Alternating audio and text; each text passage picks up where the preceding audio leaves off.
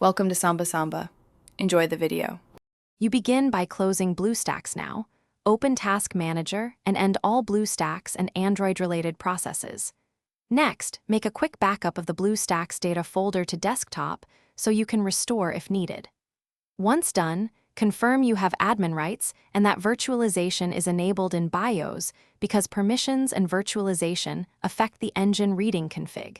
You do not need to reinstall yet. These first actions create a safe state for the deeper fixes that follow and prevent data loss.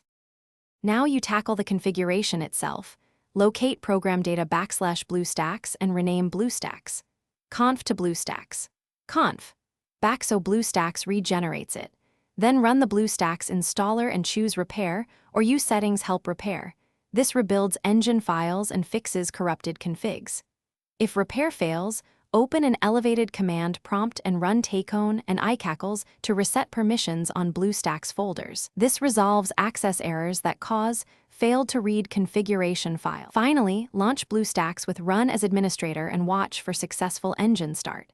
If problems persist, uninstall Bluestacks, but choose to remove user data, then reinstall the latest official installer.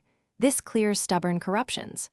Also check logs and program data \Bluestacks \logs to see specific read errors. They guide targeted fixes. One key troubleshooting tip. If antivirus or Hyper-V conflicts exist, temporarily disable or adjust them.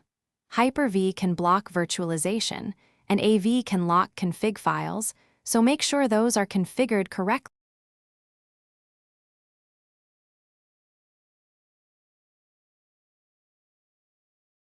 Thanks for watching. Consider subscribing if we helped you.